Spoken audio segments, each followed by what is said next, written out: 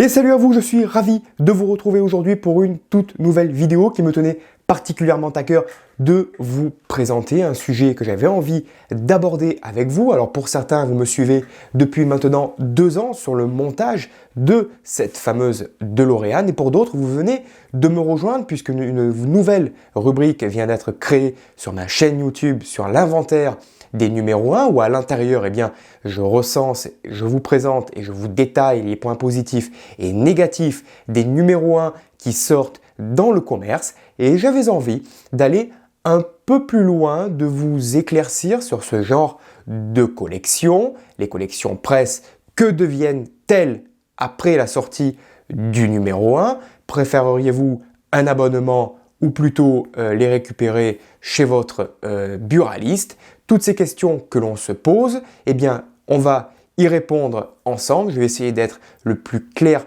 possible avec vous. Aujourd'hui, eh bien, 2 ans, plus de 2 ans après la sortie du numéro 1 de la collection de la DeLorean, que devient-elle? Eh bien, la réponse, c'est juste après.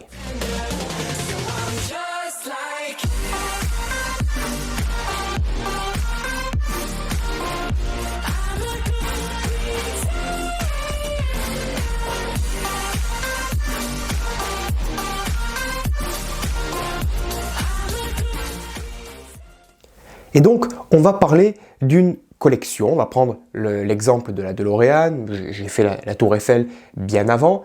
Il faut se poser la question de que deviennent ces collections un peu plus tard dans le temps. Est-ce que vous êtes prêt à vous engager? Car c'est une collection qui est excessivement longue. Il faut savoir qu'une collection est composée en général de 100, 110 voire 130 numéros. Donc c'est sur 2 ans à 2 ans et demi. La première chose qu'il faut se dire, c'est qu'il faut être majeur pour la faire. Personne vous oblige à faire cette collection qui est onéreuse.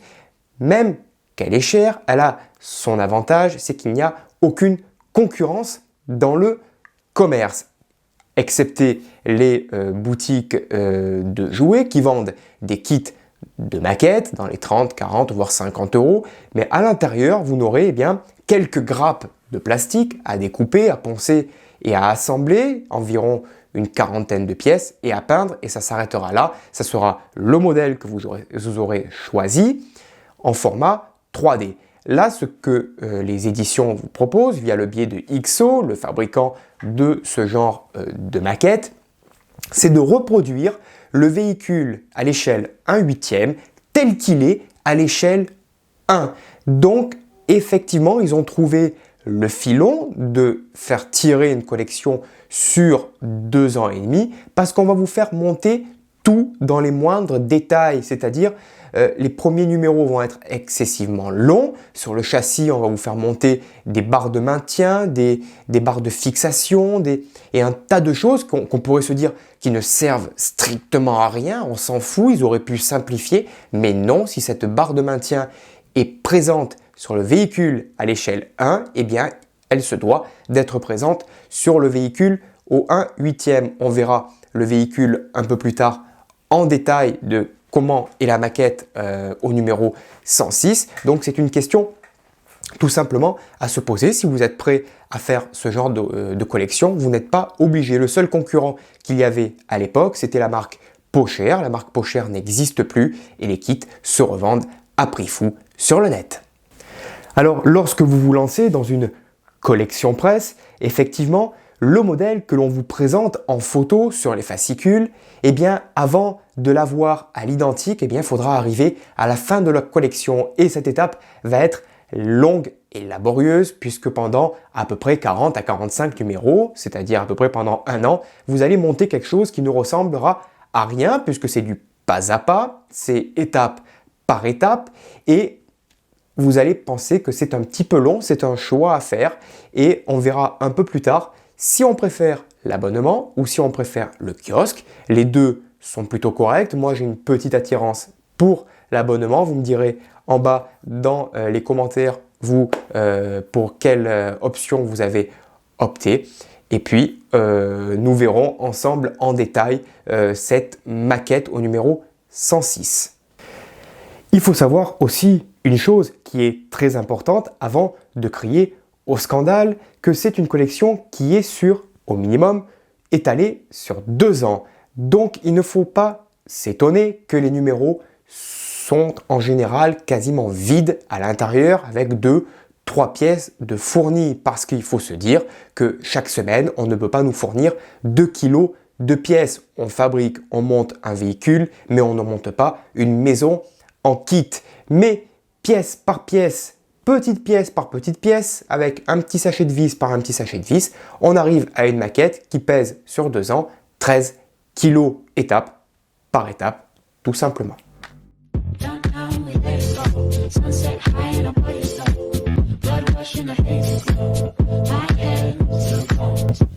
L'abonnement ou le kiosque, eh bien, c'est à vous et à vous seul de choisir. Personnellement, je vais vous donner mon avis, j'ai fait les deux. Pour la DeLorean, je suis en abonnement. Pour la Tour Eiffel, à l'époque, j'étais en kiosque.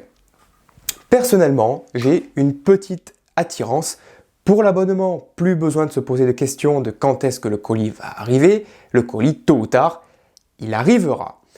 Maintenant, en kiosque, c'est un peu plus compliqué en ce qui me concerne. Pour la Tour Eiffel, il faut savoir qu'un numéro sort hebdomadairement chaque jour précis de la semaine, peut-être le jeudi ou le mercredi, ça dépend de la collection.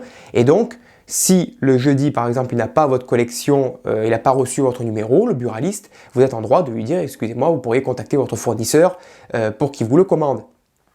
Maintenant, en kiosque, moi, j'ai l'impression d'avoir passé plus de 2 ans à vivre avec mon buraliste, puisque le mercredi, j'y allais, et une fois sur 3 ou une fois sur 4, il ne recevait pas le numéro, il fallait qu'il repasse une commande, c'était long et laborieux. C'était pénible, donc j'ai voulu abandonner le kiosque, ou alors si vous trouvez un buraliste qui est vraiment commerçant, foncez et il n'y aura aucun souci. À savoir aussi, pour retirer les préjugés, que les buralistes reçoivent les numéros 1, 2 et 3 à l'échelle nationale. Au-delà, s'il n'y a pas de vente, ils ne recevront plus à rien. Mais si vous achetez votre numéro 3, vous lui demanderez tout simplement de lui mettre le numéro 4 de côté, mais c'est uniquement pour lui. Dans sa tête, il prendra un post-it et il marquera « Je mets le numéro 4 pour monsieur untel de côté ». Mais la commande automatiquement sera lancée. Et comment ? Tout simplement en scannant votre numéro 3 lorsqu'il scanne le code barre du numéro 3, eh bien, et que le paiement est effectué, eh bien, ça envoie automatiquement la commande auprès du fournisseur du numéro 4. S'il n'y a pas d'achat, il n'y a plus d'expédition, car n'oubliez pas, le point commun avec votre programme télévision, eh bien, c'est que tout simplement, c'est un magazine ou une encyclopédie. L'avantage du kiosque, c'est, pour ma part, c'est de sortir, on va dire, 10 € toutes les semaines. 40 € par mois, on va dire, pour 4 numéros, étalonnés en 4 fois. Donc, admettons, ça sort le mercredi. Financièrement, le mercredi, 10 €, c'est pas très cher, puisque le mardi, j'ai dépensé tant d'euros pour mes courses en grande surface, et le jeudi, je vais dépenser encore 40 € pour l'essence de ma voiture. Donc les 10 € sont inclus dans mes frais quotidiens, donc c'est pas excessivement cher. Et puis je me dis moralement que 10 €, c'est pas très cher pour le peu de pièces qu'il y a dedans. Il y a 3 bouts de métal et ça sera monté en 5 minutes et c'est terminé. Donc à peu près 10 € par semaine, étalonné en 4 fois, 40 € par mois. Maintenant, à l'inverse de l'abonnement, où je trouve que pour ma part, l'abonnement revient légèrement un peu plus cher, pourtant c'est le même prix qu'en kiosque, c'est que là, quand vous allez recevoir un colis, vous allez recevoir 6 numéros, 6 fois 10 €, avec 6 fois peu de pièces, 3 petites pièces en métal, avec un colis quasiment vide la plupart du temps, avec les frais de port, et c'est là où on se dit 70 € pour 6 numéros vides, là, moralement, ça devient excessivement cher, alors que c'est exactement la même somme que l'on sortirait au buraliste. Même si on veut gérer ses comptes, on se dit, bon, ben, un mois sur 2, on ne paye pas le colis, mais le mois d'après, ben, j'aurais aimé ne pas le payer, le colis, et malheureusement, eh bien, le paiement de 70 €, il va tomber. Et là, j'aurais préféré eh bien, mettre 10 € par semaine chez mon buraliste. C'est à vous de choisir, il y a les points positifs, les points négatifs, il y a le pour et le contre à prendre. Personnellement, j'ai peut-être une petite préférence pour l'abonnement puisque je suis tranquille et je reçois mes colis sans me soucier de savoir quand est-ce qu'ils arriveront.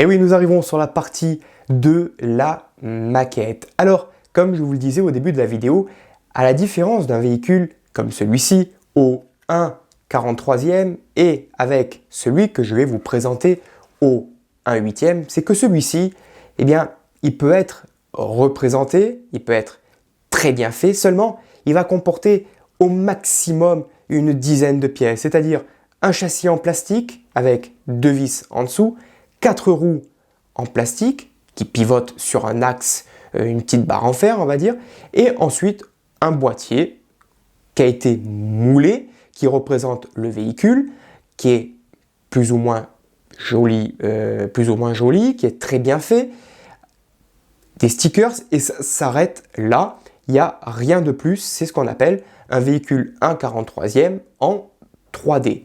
Maintenant, petit focus sur la maquette.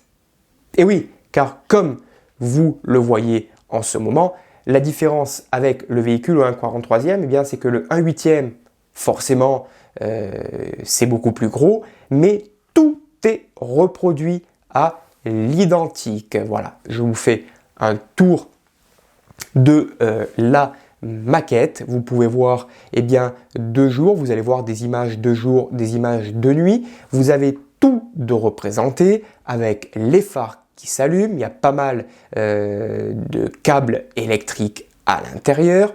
Alors, il y a certaines choses qui auraient pu être modifiées, effectivement. À la conception, par exemple, c'est le boîtier à piles que pour ma part, je trouve, ce n'est pas terrible de l'avoir foutu en dessous quand on sait que le véhicule, à l'heure actuelle, il pèse un peu plus de 10 kg et qu'il faut, avec une belle métaphore, être 12 pour retourner le véhicule sans casser les portes papillons et pour accéder au boîtier à piles, pour y mettre des piles, je trouve que le boîtier à piles est très mal foutu à cet emplacement. Personnellement, le boîtier à piles, je l'aurais mis dans le compartiment du capot, à côté de la roue de secours, caché par un joli tapis de sol, et puis ça aurait été beaucoup plus simple pour retirer et mettre les piles. Beaucoup d'entre vous qui me suivez ont fait des modifications sur la page Facebook de la DeLorean et on peut aller très loin dans les modifications. Moi, je n'y ai apporté aucune amélioration. Je l'ai laissée telle qu'elle était fabriquée par le fabricant XO, excepté que j'ai modifié uniquement le plancher du véhicule qui pour moi était un petit peu trop plastique. Et j'y ai mis du flocage que je n'ai pas réussi à trouver en France puisque tous les magasins de modélisme proposaient du flocage type ferroviaire, c'est-à-dire pour faire de l'imitation herbe, imitation pelouse, imitation gravier, mais pour faire de l'imitation tapis de sol, il fallait vraiment du velours, de la poudre de velours, et ça j'ai dû m'en procurer en Espagne. C'est la seule chose que j'ai modifiée sur le véhicule. Tout fonctionne, il y a eu certes quelques petits ratés, il faut se dire la vérité quand on vous dit montage facile, oui dans la mesure où vous n'avez pas de main gauche, mais le résultat est là et vous le voyez en image. Il faut aimer la maquette, il faut aimer le véhicule, mais le résultat est top. Le véhicule, il pèse son poids, c'est énorme. Personnellement, je ne suis pas fan des socles, puisqu'un véhicule aussi joli, moi je le mettrai directement sur une étagère. Autre petit point, les cales qui ont été fournies pour justement éviter que le véhicule s'appuie sur le sol et sur les 4 roues. Ces petites cales, une fois les décorations mises sur le dessous avec les câbles, eh bien ces cales ne font plus tenir le véhicule en équilibre, donc il faudra créer de nouvelles cales. Mais voilà, comme vous pouvez le voir sur ces images, la qualité est au rendez-vous, elle est là, ça coûte cher, mais vous avez un très joli produit au final. Tout fonctionne, vous avez les boutons. Alors oui, il y a certains trucs qui ont été modifiés, je pense, sur des logiciels de montage, parce qu'il y a certains points qui ne s'allument pas comme on aurait pu le voir sur la publicité, mais le rendu est juste extraordinaire. Si vous hésitez encore, eh bien, n'hésitez pas à vous lancer dans ce genre de collection.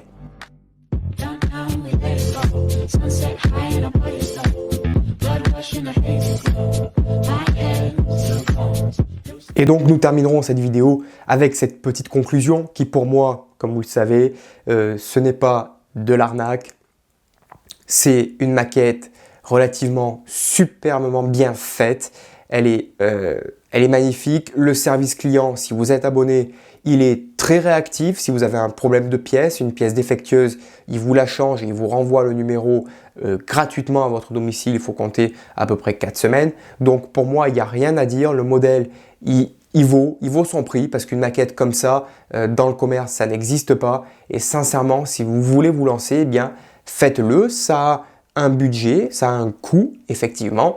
Mais nous sommes sur de la qualité, sur un produit fini. Attention néanmoins que si vous faites ce genre de collection, elle est pour vous et pas pour les autres, car tout le monde a pu s'abonner et le prix d'achat n'est pas le même que le prix de vente, car ça reste de l'édition, ça reste du marchand de journaux, nous ne sommes pas sur de la marque. De nombreux modèles ont été faits, tous les fans de ce véhicule l'ont faite, cette voiture, et si vous voulez la revendre, vous ne pourrez jamais la revendre au même prix que vous l'avez acheté. N'oubliez jamais que ce genre de produit, eh bien, ça se revend comme un cercueil à 2 places. Voilà les amis, j'espère que j'ai été assez clair, j'espère que je vous ai aiguillé. Je voulais vous montrer le véhicule à ce numéro 106. D'autres vidéos arriveront sur l'inventaire des numéros 1 si d'autres numéros 1 sortiront. Et je pense qu'il y a d'autres numéros qui vont sortir, notamment le numéro 1 de construire ce fameux requin chez Altaïa. Et puis, tous les mois, vous me retrouverez pour le montage de la DeLorean avec le numéro 107 à venir très prochainement. Si cette vidéo vous a plu, n'hésitez pas à vous abonner, un petit pouce bleu, laissez vos commentaires en bas de cette description. Je vous dis à bientôt pour de nouvelles vidéos ou pas, ça dépendra encore une fois que de vous derrière votre écran. À bientôt, salut!